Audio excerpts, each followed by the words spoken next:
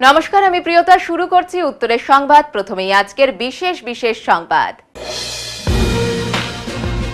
সারা রাজ্যের সাথে জলপাইগুড়ি জেলাতেও গ্রাম থেকে শহরে পালিত হলো পৌষ পার্বণ। উত্তরবঙ্গের 5 জেলাকে নিয়ে দুদিন ব্যাপী বিজ্ঞান মেলা শুরু হলো জলপাইগুড়ি আনন্দচন্দ্র কলেজে।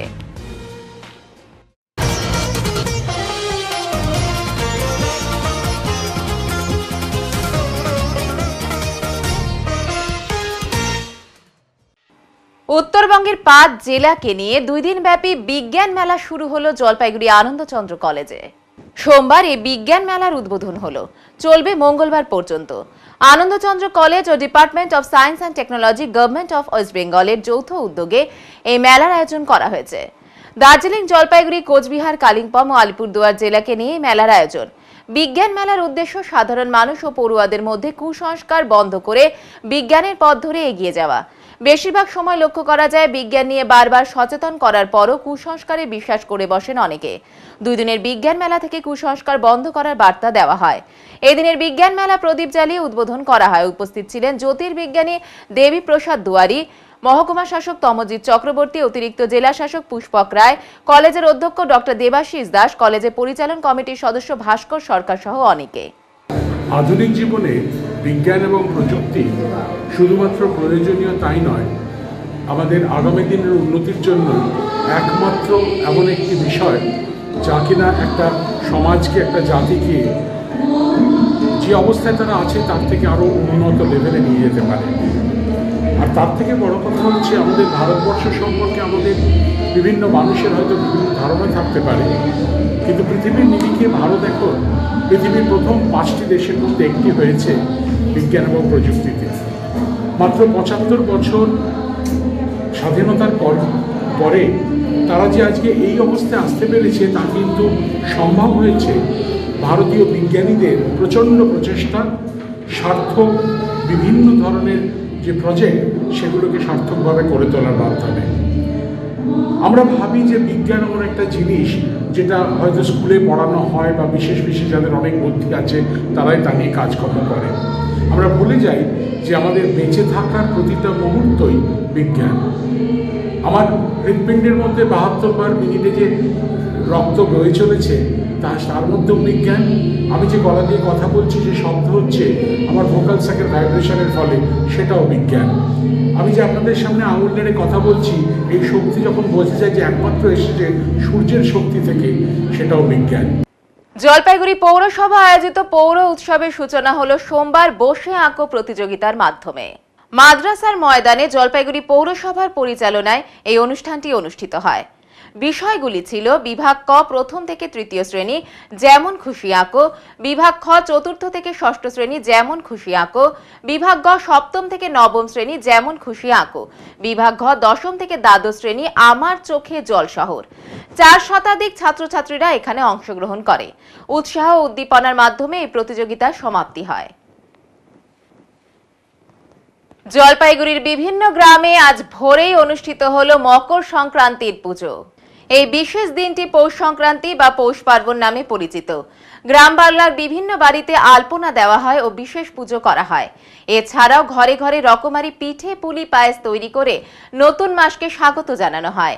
এই পৌষ সংক্রান্তিতে মূলত চালের গুঁড়ো, ময়দা, নারকেল, দুধ, গুড় দিয়ে বিভিন্ন পিঠে তৈরি হয়।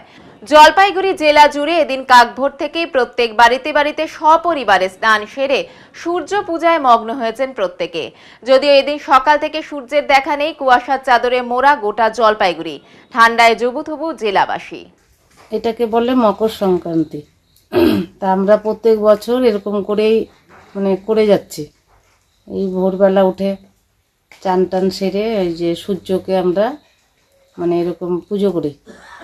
কি করে, কি দিগুলো, কি দেওয়া লাগে, কি দিয়ে এগুলো হয়?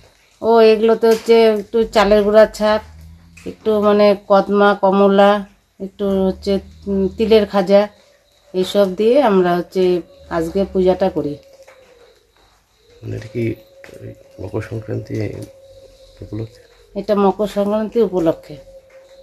কখন হয় এটা? ভোরবেলা 3:30 সাড়ে 3টার থেকে শুরু হয়ে যায় পুজোটা। কেন করে এটা করে আসছে? এটা আমাদের মানে পূর্বপুরুষ। পূর্বপুরুষের আমল থেকে এগুলা মানে হয়ে যাচ্ছে পুজোটা, তাই আমরা এখনো করে যাচ্ছি। আজকে কি পিঠা পায়েস হবে? হ্যাঁ, আজকে পিঠা পায়েস হবে। কি নাম আপনার? পম্পা সাহা। রোদ উঠতেই ঝলমলে রোদ্দুরে শুরু হলো পিঠে পুলি বানানোর ধুম। রীতি রয়েছে শহরের তুলনায় গ্রামাঞ্চলে পিঠে পুলি তৈরির দৃশ্য বেশি চোখে দেখা যায়। আর সেই নিয়মে গ্রামাঞ্চলের বেশিরভাগ জায়গায় আজকে পৌষ পার্বণের দিনে রকমারি পিঠা উৎসবকে কেন্দ্র করে বিভিন্ন রকমের পিঠে পুলি তৈরি হচ্ছে। সাদা পিঠে থেকে তেলে ভাজা শুকনো পিঠে সবটাই তৈরি হচ্ছে আজ। প্রাচীন রীতি মেনে সকালে উঠে গরুকে পুজো দিয়ে তারপর উনুন মুছে পিঠে পুলি তৈরি করেন বাড়ির গৃহিণীরা। পিঠা তো যে পৌষ সংক্রান্তি মানে পৌষ পুলিতে পিঠা তো করতে হবে ঘরে ঘরে, তাই আমি একটু নিত্য নতুন আর কি করব, অল্প সময়ের মধ্যে বাচ্চাদের জন্য একটু পোয়া পিঠা করছি আর বুড়োদের জন্য ওই যে ফুলুরি নারকেল দিয়ে আর চালের গুঁড়া দিয়ে ওরাও একটু খাবে আস্তে আস্তে, দুইটার জায়গায় একটা তো খেতে পারবে। এটা অভিনব করতেছে নাকি ফুলুরি? হ্যাঁ হ্যাঁ হ্যাঁ, অভিনব। কি দিয়ে তৈরি? এটা নারকেল করা আছে, তারপর চালের গুঁড়ো আছে, তারপরে তোমার একটু বেসন আর বেসন বলছি এই সুজি আছে। ছোট ছোট হ্যাঁ, আকৃতি। ছোট ছোট আকৃতি। কেমন খেতে হয়? খেতে তো সুস্বাদু হবে, নরমও হবে, খেতে পাবে, খেয়ে দেখো না। আপনার নাম? আমার নাম শিবালী রায়। জলপাইগুড়ি হলদিবাড়ি রুটে তিনটি দোকান সহ একটি মন্দিরে চুরির ঘটনায় চাঞ্চল্য ছড়ালো এলাকায়। জলপাইগুড়ি হলদিবাড়ি রোড সংলগ্ন পান্ডাপাড়া এলাকায় একই দিনে একসাথে 3টি দোকানে চুরির চেষ্টা চালালো কিছু দুষ্কৃতী। সোমবার এই ঘটনায় চাঞ্চল্য ছড়িয়েছে গোটা এলাকা জুড়ে। এলাকার দোকানদারদের অভিযোগ, একই সাথে তিনটি দোকান সহ একটি মন্দিরে ক্যাশ বাক্স চুরি করেছে কিছু দুষ্কৃতী। প্রত্যেকটি দোকানে ক্যাশ বাক্স ও তালা ভাঙার চেষ্টা করেছে তারা। এই ঘটনায় যথেষ্টই আতঙ্কের মধ্যে রয়েছে ওই সমস্ত দোকানদারেরা। যদিও পুরো বিষয়টি জলপাইগুড়ি কোতোয়ালি থানার পুলিশকে জানিয়েছে বলে তারা বলেন। যদিও একই দিনে 3টি দোকানে একই সাথে চুরির চেষ্টা ঘটনায় জলপাইগুড়ি শহরে চাঞ্চল্য ছড়িয়েছে। পুরো ঘটনার তদন্ত শুরু করে দিয়েছে জলপাইগুড়ি কোতোয়ালি থানার পুলিশ। এই যে আজকে এবার চুরি হলো, এই যে একই সাথে কতগুলো দোকানে চুরির চেষ্টা, কি বলবেন? একসাথে 3টা দোকান, পরপর 3টা দোকান চুরি হয়েছে এখানটা। আমার দোকানটা খুলতে পারিনি, কিন্তু অর্ধেক ওই ওরা কি নিয়ে আসে, জ্যাকগুলো, গাড়ির জ্যাকগুলো নিয়ে আসে, সেই পাশের দোকানে ভাগ্যিস ওই আমাদের এই পাশের দোকানে চায়ের দোকানের ছেলেটা ও দোকানেই ঘুমায়, যার ফলে দোকানে থাকার দরুন ও টের পেয়েছে। টের পাওয়ার ফলে এখানে 2টা সিভিক পুলিশ রাতে ঘোরাফেরা করে, ওদের ডেকে এনে এদের ধাওয়া করছে। এরা তো পালিয়ে গেছে। পরে পিছুবাড়ির পুলিশ এসে আমাকে বাড়ির থেকে ডাকা হয়, এবং ডাকা হওয়ার পরে আমি আসি দেখি এই অবস্থা। কি অবস্থা দেখি? দেখলাম তালা আমার 2টা তালা লাগানো ছিল, 2টা তালা ভাঙা, লকটা ভাঙা, তালা যে শাটারের যে লকটা ছিল লকটাও ভাঙা। চুরি গেছে কিছু? না, চুরি করতে পারিনি, ঢুকতে পারিনি কিছু। চেষ্টা করছে? কি মনে হচ্ছে? এইখানকার লোক, আমার এইখানে যারা চুরি করছে তারা আমার দোকানটা রীতিমতো ফলো আপ করছে। কয়েকদিন ধরে ওরা ফলো আপ করার পরই ঢুকছে এইখানটায়, নাহলে ওরা কী করে জানতে পারবে যে এইখানটায় খুঁজলে আমি ঢুকতে পারবো ভিতরে? আমার 3টা শাটার আছে দরজার মধ্যে, ওরা দীর্ঘদিন ধরে ফলো আপ করার পর এইখানটায় আসছে। আপনার নাম? এই অবস্থা। আমার নাম গণেশ ঘোষ। একই সাথে এতগুলো দোকানে চুরির চেষ্টা, তালা ভাঙে ক্যাশ তালা ভাঙা হচ্ছে রাত্রে, ওটা ভুল করে হয়তো ভেঙেছে, কিন্তু আসলে আমার ওষুধ টষুধ কিচ্ছু ধরেনি। কিন্তু আসলে ক্যাশ বাক্সটা দেখেছে, ক্যাশ বাক্সে যেহেতু টাকা থাকে না, টাকা না থাকার কারণে ওরা আর কোনো কিছু হাত দেয়নি। কেন, ওষুধ নিয়ে কী করবে? ওষুধ নিয়ে তো একটা ব্যাপার থাকে। আর কতটা আতঙ্কে রয়েছে? আতঙ্ক তো আছে, আতঙ্ক তো সবাই আছে। ধরুন আমার একা তো নয়, আমার পাশাপাশি যেসব মুদিখানা দোকান আছে, তারপরে ধরুন আরও গ্রসারি সব, তারপরে মিষ্টি দোকান, এটা ওটা আছে, তাদের সবারই ক্ষতি হওয়ার সম্ভাবনা থাকে না? এটা প্রত্যেকেরই ক্ষতি। এর আগে কোনো দিনই হয়নি। আজকে 30-35 বছর ধরে আমি দোকানদারি করছি পান্ডাপাড়াতে। কোনো দিনই কোনো জিনিস হাজার খুলে তুলে গেল পরেও কেউ কোনো দিন ধরেনি। আজকে হলো? তাহলে আজকে এই প্রথম আর কি তালা ভেঙে। আপনার নাম দাদা? আমার নাম রাধা গোবিন্দ মেডিকেল স্টোর, পান্ডাপাড়া। কি নাম আপনার? আমার নাম রামকৃষ্ণ নাগ। কৃষকদের কাছ থেকে অতিরিক্ত 4% ধান নেওয়ার অভিযোগ উঠল সরকারি ধান ক্রয় কেন্দ্রে। ভালো ধান হোক কিংবা খারাপ ধান নেওয়ার ক্ষেত্রে কৃষকদের কাছ থেকে কুইন্টাল প্রতি অতিরিক্ত 4% ধান নেওয়ার অভিযোগ উঠল সরকারি ধান ক্রয় কেন্দ্রে। মালবাজার মহকুমার মেটেলি ব্লকের বাতাবাড়ি কিষাণ মান্ডি ধান ক্রয় কেন্দ্রের ঘটনা। ওই ধান ক্রয় কেন্দ্র পরিদর্শনে যান মাটিয়ালি পঞ্চায়েত সমিতির সহ সভাপতি বিদ্যা বার্লা, সদস্য বিক্রম রুন্ডা, তৃণমূলের মেটেলি ব্লক সভাপতি জোসেফ মুন্ডা প্রমুখ। তারা ওই ধান ক্রয় কেন্দ্রে পরিদর্শনে গেলে কৃষকরা তাদেরকে এমনটাই অভিযোগ করেন। কৃষকদের কাছ থেকে শোনা যাবতীয় অভিযোগের ভিত্তিতে প্রশাসনের সাথে কথা বলার আশ্বাস দেন তারা। উল্লেখ্য, এই ধান ক্রয় কেন্দ্রে কৃষকদের ধান দিতে এসে রাত পর্যন্ত থাকতে হচ্ছিল। এরপরই নড়ে চড়ে বসেন জনপ্রতিনিধিরা। এই ধান ক্রয় কেন্দ্রে এসে কর্মী সহ কৃষকদের সাথেও কথা বলেন তারা। মাটিয়ালি পঞ্চায়েত সমিতির সহসভাপতি বিদ্যা বার্লা বলেন, ধান ক্রয় কেন্দ্রে পরিদর্শনে এসে কৃষকদের কাছ থেকে নানান অভিযোগ পাওয়া গিয়েছে। যাবতীয় অভিযোগের ভিত্তিতে ব্লক প্রশাসনের সাথে কথা বলে প্রয়োজনীয় ব্যবস্থা নেওয়া হবে। এই কেন্দ্রে ধান দিতে এসেছিলেন বিধাননগর গ্রাম পঞ্চায়েতের কৃষক খোকা বর্মন। তিনি বলেন, ভালো ধান নিয়ে আসলেও আমাদের কাছ থেকে কুইন্টাল প্রতি অতিরিক্ত 4 কেজি ধান বেশি নিচ্ছেন তারা। এইভাবে আমাদের ক্ষতি হচ্ছে।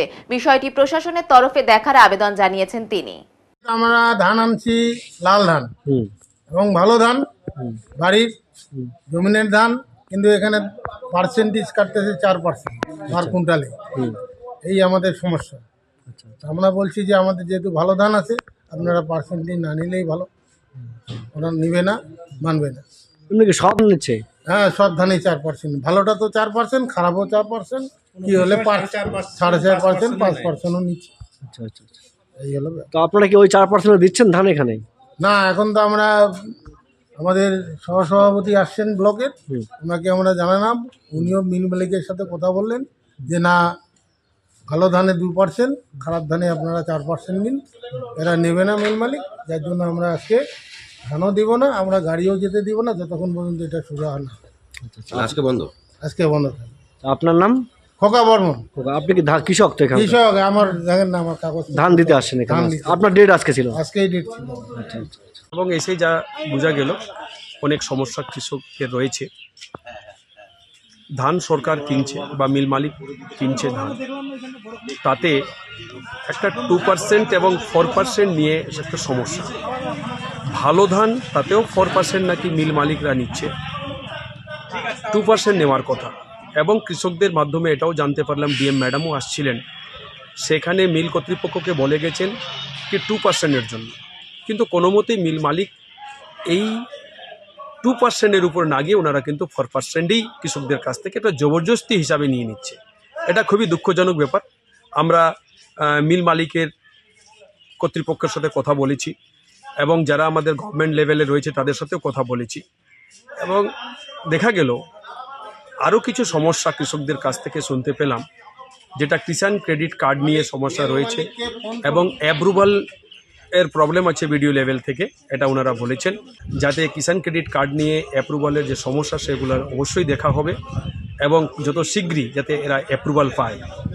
এবং আগামী দিনে আমরা এটাও মিল কর্তৃপক্ষকে বলেছি কি আপনারা একটা কৃষক এবং কিছু এই এলাকার যারা কৃষকজীবী মানুষ রয়েছেন তাদের সঙ্গে বসে একটু আলোচনা করেন, তারপরেই আপনারা ধান কেনেন, তাহলে ভালো হয়। তাহলে এই গন্ডগোলের সম্মুখীন কৃষকরা হবেন না।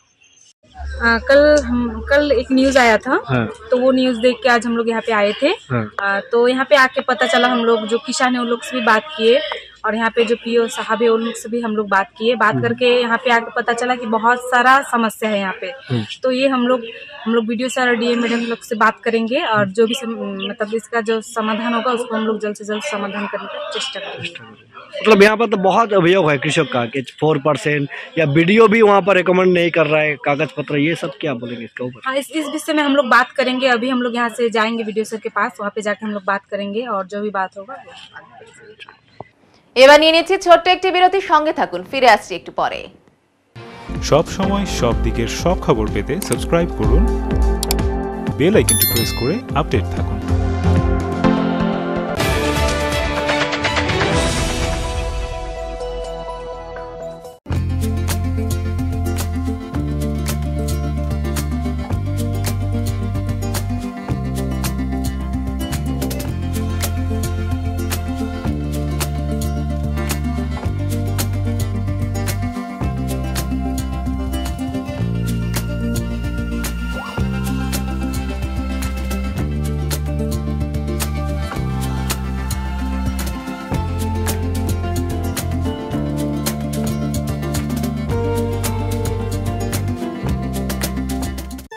শহরে প্রসিদ্ধ লৌহ বিপণী কেএস আয়রন হাউসের তরফে সকলকে জানাই প্রীতি ও শুভেচ্ছা। এখানে আপনি পাবেন নামি দামি ব্র্যান্ডের সকল প্রকার লৌহ সামগ্রীর বিপুল সম্ভার। এখানে পাবেন square pipe, round pipe, angles, square bar, পাতি, শীট, টিনের বিভিন্ন আইটেম। এছাড়াও রয়েছে all type of grill and আলমারি ফ্যাক্টরি আইটেম। প্রতিষ্ঠিত মার্বেল ব্যবসায়ী দীপেন্দ্র চক্রবর্তী ও তার সহধর্মিনী মৌসুমী চক্রবর্তীর কেএস আয়রন হাউসে প্রতিটি জিনিসই পাবেন রিজনেবল প্রাইসে। তাই এবার আর বাইরে ছুটতে হবে না আপনাদের। লোহা ও লৌহজাত সামগ্রী সুলভ মূল্যে কিনতে তাই আজই আসুন। আমাদের ঠিকানা কেএস আয়রন হাউস, 4 নম্বর ঘুমটি, জলপাইগুড়ি।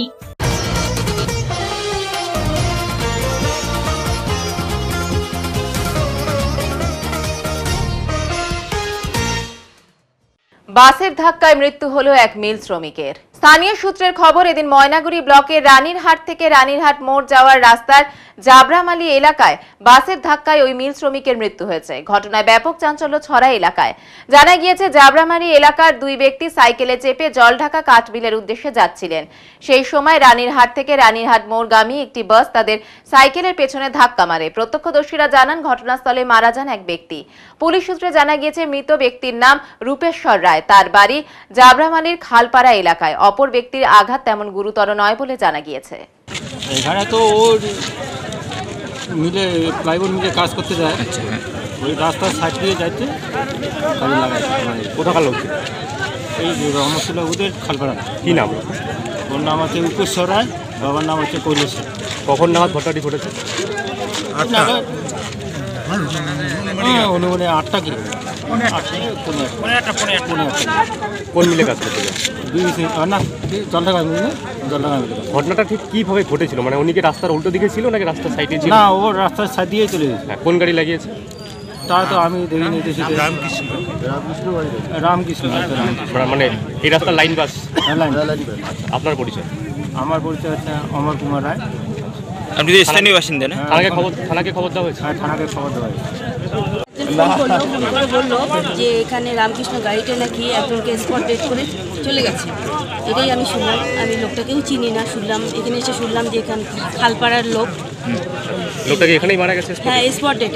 ঘটনাটি ঘটেছে এটা নাগাদ 6টা হবে, সকাল 6টা নাগাদ। হ্যাঁ, 6টাই হবে। কজন ছিল সাইকেলে?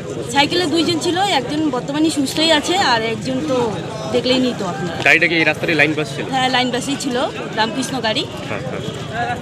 অ্যাক্সিডেন্টটা হলো ওই ছাগলকে বাঁচাইতে গিয়ে ওই যে সাইডে একদম বাস সাইডে রামকৃষ্ণ গাড়িটা মাইরে দিয়েছে দুজনকে। একজন স্পট ডেড হয়ে গেছে আর একজন মানে মোটামুটি আহত হয়েছে, ও সিটকে চলে গেছে বাইরে, রাস্তার সাইডে পড়ে গেছে। যিনি মারা গেছেন তিনি কোথাকার লোক? খালপাড়ার লোক। কি নাম ওনার? না, নাম রূপেশ্বর রায়। রূপেশ্বর রায়। রূপেশ্বর রায়, হ্যাঁ। জলঢাকা মিলে কাজ করে। থানাকে খবর দেওয়া হয়েছে? হ্যাঁ, থানাকে খবর দেওয়া হয়েছে। থানা মোটামুটি ঘন্টা 2-1 বাদ আসছে।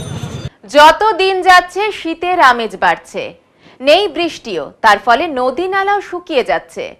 আর এতে সব থেকে সমস্যায় পড়েছে ওদলাবাড়ির ডিপোপাড়া মিলপাড়ার বাসিন্দারা। তাদের কুয়োতে নেই জল। কারোর বাড়ি কুয়োয় 1 হাত জল আছে, আবার কারোর বাড়িতে একদমই জল নেই। আর এতে জলসংকটে পড়েছে এলাকার কয়েকশো মানুষ।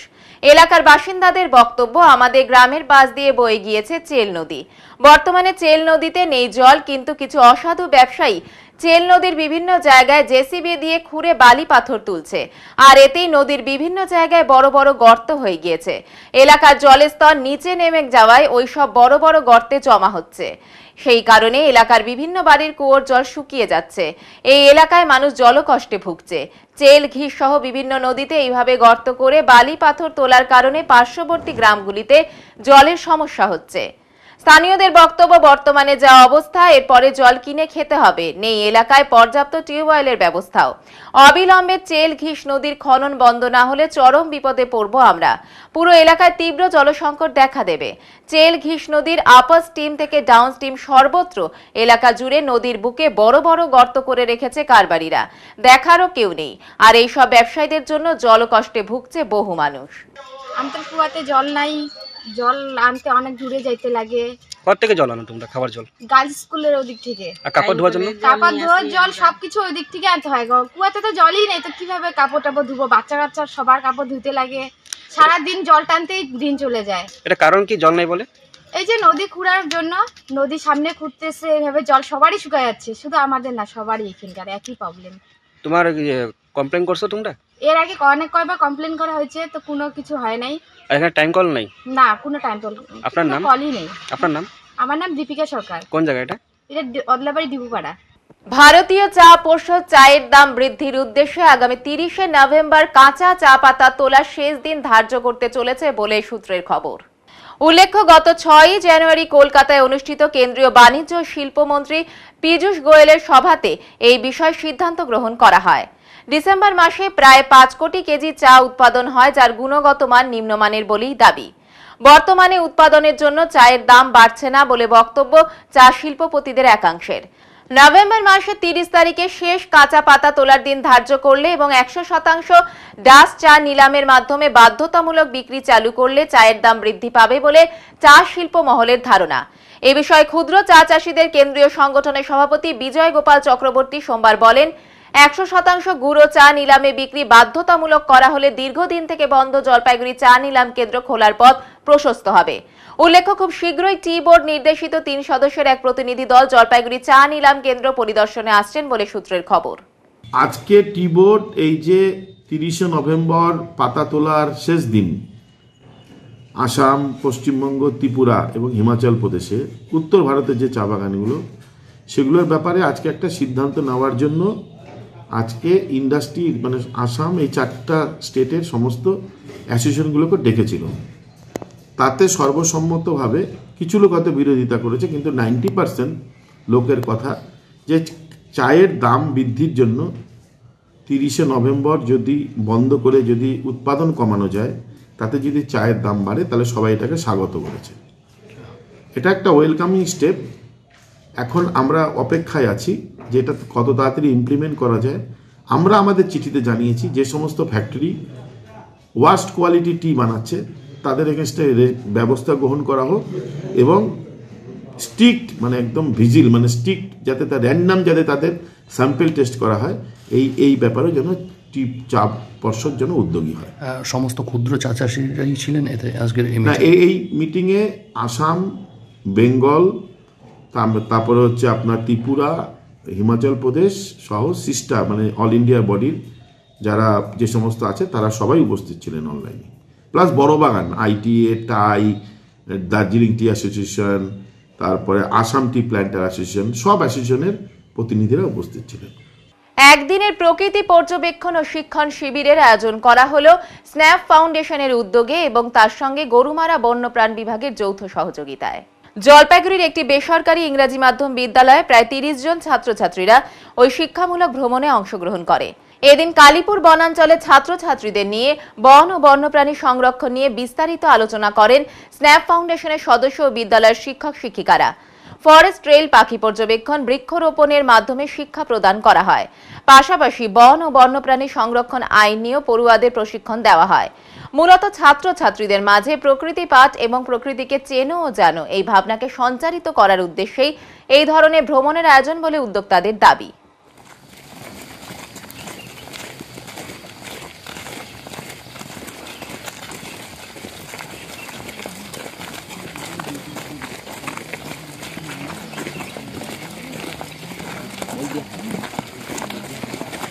একটা এডুকেশনাল ট্যুরের জন্য আমরা এই সেকশনে এসেছি, গরুমারা সেকশনে ফরেস্টে, যাতে ওরা একটু এনলাইটেন নলেজ পায় বায়োডাইভার্সিটি, ফ্লোরা, ফনা, যে এনিম্যালসগুলো আছে ওটা নিয়ে এডুকেশন, একটা শিক্ষা যেটা ওরা coming future generation of the country ওদের জন্য যাতে ওরা হেল্প পায়। আমাদের অ্যারাউন্ড 30-35 আরও স্টাফ, টিচার্স আর স্ন্যাপ ফাউন্ডেশনের ভলেন্টিয়ার্সরাও আছে, তো অ্যারাউন্ড 35-40 জন এসছে। ওটা নিয়ে আমরা দেখতে এসেছি, শিখাতে এসেছি, বোঝাতে এসেছি যে ওয়াইল্ড লাইফ কতটা ইম্পর্টেন্ট। এবার নিয়ে নিচ্ছি ছোট্ট একটি বিরতি, সঙ্গে থাকুন, ফিরে আসছি একটু পরে। সব সময় সব দিকের সব খবর পেতে সাবস্ক্রাইব করুন, বেল আইকনটি প্রেস করে আপডেট থাকুন।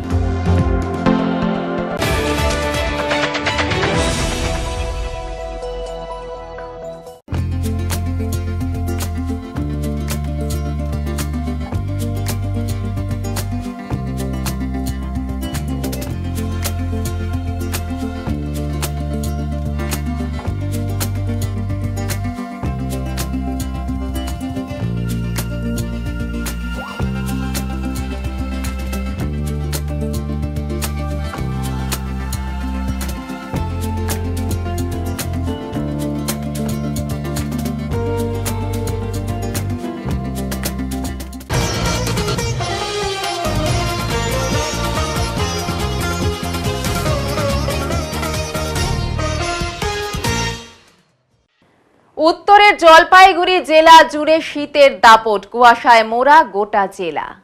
সোমবার মকর সংক্রান্তির সকাল থেকে কুয়াশার চাদরে মোড়া গোটা জলপাইগুড়ি জেলা। বইছে ঠান্ডা শীতল হাওয়া। কয়েকদিন ধরে জলপাইগুড়ির সর্বনিম্ন তাপমাত্রা 9 থেকে 10 ডিগ্রির আশেপাশে ঘোরাফেরা করছে। ঠান্ডায় জুবুথুবু জলপাইগুড়িবাসী। সকাল থেকে সূর্যের দেখা নেই। গ্রামগঞ্জের বিভিন্ন মাঠঘাট বা রাস্তাঘাট সব জায়গাতেই দৃশ্যমানতা কম রয়েছে।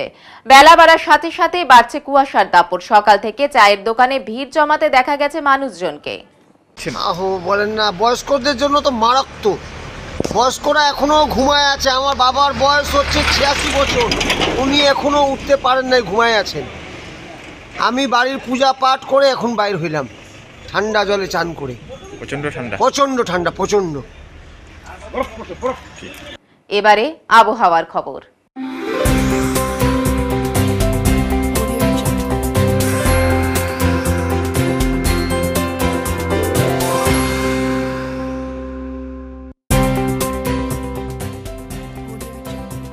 কেন্দ্রীয় আবহাওয়া দপ্তরের জলপাইগুড়ি কেন্দ্র থেকে পাওয়া তথ্য অনুযায়ী সোমবার দিনে সর্বোচ্চ তাপমাত্রা ছিল 25.6 ডিগ্রি সেলসিয়াস ও সর্বনিম্ন তাপমাত্রা ছিল 11.0 ডিগ্রি সেলসিয়াস।